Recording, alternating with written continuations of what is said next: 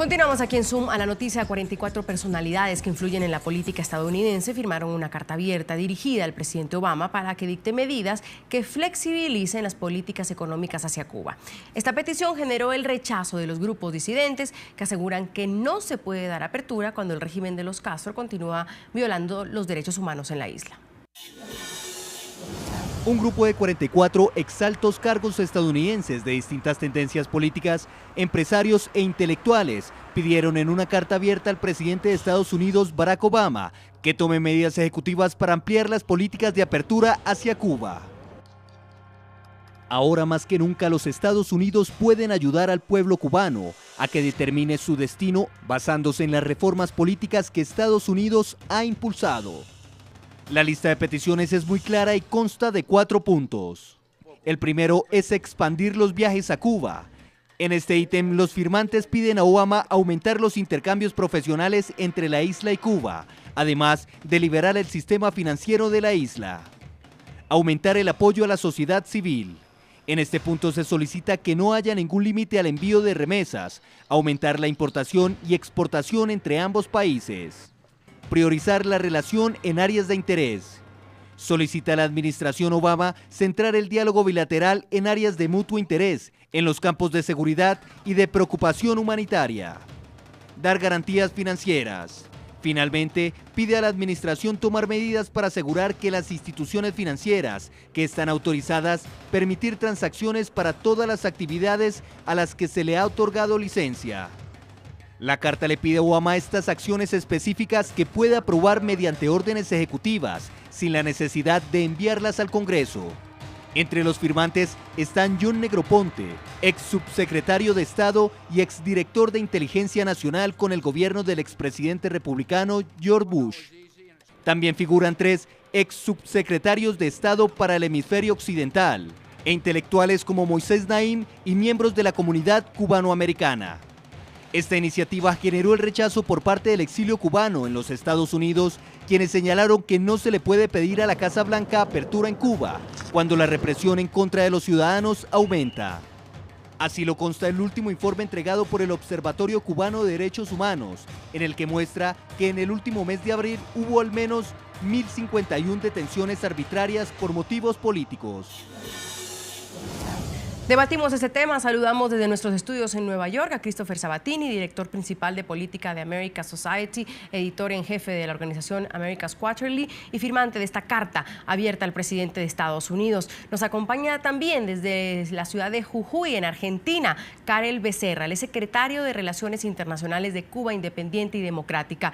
Señores, gracias por estar con nosotros. Bienvenido. Señor Sabatini, ¿por qué usted es firmante de esta carta? ¿Por qué le hacen este llamado al presidente Obama? Bienvenido. Bueno, primero hay que entender que hay cambios que están pasando poco a poco en Cuba, que bajo el embargo actual, que es ley. No se puede cambiar la ley del embargo por sí mismo. El presidente hace falta un acto del Congreso. Pero lo que hay que hacer es flexibilizarlo para dar más espacio para la comunicación. Uno de los puntos más importantes es la necesidad de los Estados Unidos de ofrecer y poder vender equipo de telecomunicaciones para poder abrir este espacio en Cuba. Porque después de 55 años del embargo no ha pasado nada. Es verdad que los derechos humanos no se han mejorado. Entonces, ¿a qué punto vamos a esperar que un milagro que va a pasar en Cuba sin hacer nada? Tenemos las manos atadas sin poder hacer nada para ayudar el espacio económico dentro de Cuba, y estamos viendo poco a poco, a través de los cambios que haya hecho el presidente Obama, que hay más espacio económico, sobre todo de los emprendedores, que según varias fuentes de investigación, hay más de 450 emprendedores en Cuba. Tenemos que hacer todo posible para aumentar ese espacio económico y político que ya está abriendo en Cuba. Señor Becerra, gracias también por acompañarnos. ¿Qué opina usted de esta carta? Sí, ante todo, gracias por la oportunidad para hablar de este tema. En realidad yo creo que los firmantes de la carta hace mucho tiempo que no van a Cuba y desconocen por completo la realidad actual. La realidad actual es que el régimen está en total bancarrota y está buscando una salida. Y esa salida todos sabemos que es el mercado de Estados Unidos. el señor habla de las telecomunicaciones, ignorando que hace poco más de un año, en la visita del Papa, un poco más de unos meses atrás, en la visita del Papa a Cuba, la única empresa monopólica de las telecomunicaciones en Cuba, que es de Texas, bloqueó absolutamente todas las llamadas, entradas y salidas a Cuba. Entonces, ¿para qué le vamos a proveer más tecnología? Para que simplemente puedan controlar más fácil y reprimir más fácil. Ese es el único logro que van a tener. La tecnología, si ellos quieren proveer tecnología, que lo provean directamente a la gente, enviando teléfonos celulares, por ejemplo. Eso es una forma de proveer tecnología al cliente final. Porque si hablamos de empresa, podemos pensar en el cliente final, y el cliente final se beneficiaría tratando de acercarle tecnología final, no antenas que puedan ser usados por ellos mismos para, evidentemente, controlar. Ahora, Es lo que hacen. Señor Sabatini, esto deja algunas preguntas en el aire que se las hago a usted. Usted habla de medidas de apoyo a los emprendedores, a la sociedad civil, con las que ganen mayor libertad para poder actuar de catalizadores de un cambio significativo. Pero solo con que Obama tome un tipo de decisiones, ¿se puede lograr esto? ¿O eso no también tiene que ver en un gran papel el régimen de los Castro? Los Castro, ¿no depende también de Cuba? Bueno, primero, el otro oponente dijo que no hemos estado muy recién en Cuba. Yo estuve en Cuba hace un mes, primero, y me pude encontrar con varios emprendedores, hablé con ellos. Segundo, hay un flujo de celulares, de información, de capital que ya está pasando de Miami, de muchas de las regiones. Hay más, por ejemplo, más de 400,000 visitas de cubanos americanos y americanos que están viajando a Cuba. Si uno se pone en la cola para ir a Cuba en los aeropuertos de Miami, te vas a encontrar ahí con gente que tienen con máquinas de expreso, de hornos, de todos los ingresos para esos emprendedores. Lo que tenemos que hacer es legalizarlo, confirmar que eso sí ya está pasando de Florida hacia Cuba. Eso es la verdad. Ahora, el tema de por qué debemos hacer esto para que si el régimen de Castro no va a dejarlo. Primero, hay que reconocer que esta carta no dice, y lo dice claramente, no está apoyando el comercio con el Estado cubano. Está diciendo claramente el comercio debería estar entre los ciudadanos cubanos independientes y los Estados Unidos. No queremos fortalecer el Estado, pero también hay que reconocer, no podemos decir que los Castros no van a dejar esto pasar, que los Castros no van a dejar que haya tecnología en Cuba, porque bajo esta razón, los Castros sabemos que es un régimen represivo. Bajo ese sentido, no vamos a dejar nada porque los Castros lo van a hacer ellos mismos. No debemos hacer lo que hace un régimen autoritario muy fácilmente, que es reprimir a la gente y restringir el acceso a la tecnología. Los Estados Unidos deberían hacer todo posible, y si los Castros no quieren dejarlo, eso es asunto suyo, no es asunto nuestro. Señor Becerra. Sí.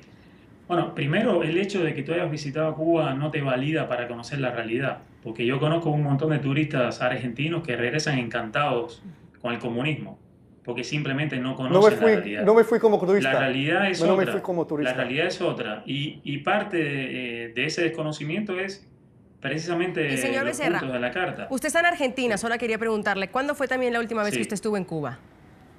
Yo hace 6 años que no voy porque tengo prohibida la entrada a Cuba. Y tengo prohibida expresamente sí, muy bien. Entonces, pero tengo familia y de hecho mi familia me visitó, mis padres que son médicos me visitaron. Y en esos 6 años que usted está mencionando, sí, ¿no ha visto usted un cambio tanto de políticas del régimen de los Castro como también una flexibilización desde Estados Unidos que dé pie a que pueda pasar esto? Yo te voy a hablar con hechos concretos.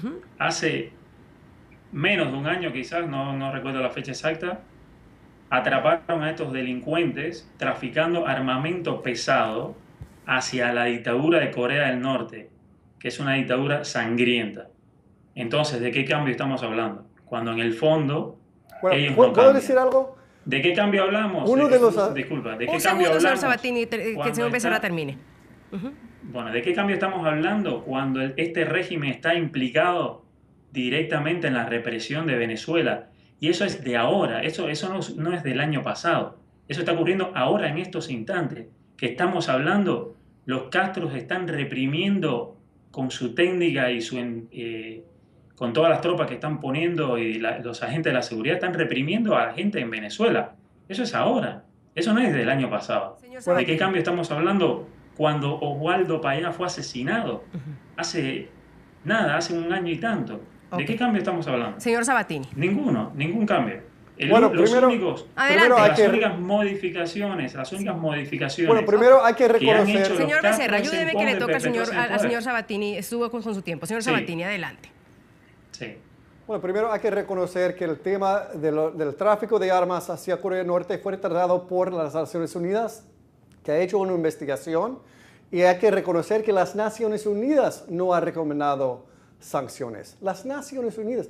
Hay que reconocer también que uno de los firmantes, ¿puede terminar? Uno de los firmantes en la carta fue el jefe de la inteligencia de la administración de Bush. Este tipo conoce de todo. ¿Por qué él firmó la carta? ¿Lo firmó porque no sabe de nada?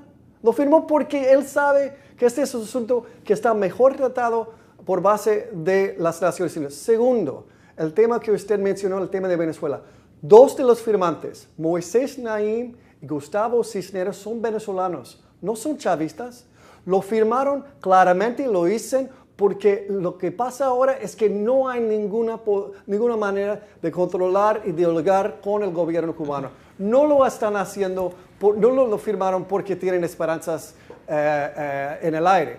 Lo firmaron porque están convencidos que su propio país está bajo el régimen de Cuba y hay que cambiar el régimen de Cuba. Este lógico que ustedes tienen que congelar todo y aislar Cuba no está funcionando. Después de casi un medio siglo, ¿qué ha pasado? Nada. Sí. ¿Quieren mantenerlo así? Sí. Bien. Esa pregunta, señor Becerra, y yo sigo con eso y le doy la palabra a usted. Son 50 años y yo creo que ha llegado un debate estéril y por eso incluso esta carta le pide a Obama que tome decisiones ejecutivas, no con el consenso del Congreso, porque, por ejemplo, un cambio radical que sería terminar con el embargo necesitaría necesariamente la aprobación del Congreso. ¿Usted insistiría en ese caso de seguir con el embargo en Cuba también? Es decir, la parte que algunos llaman la más radical.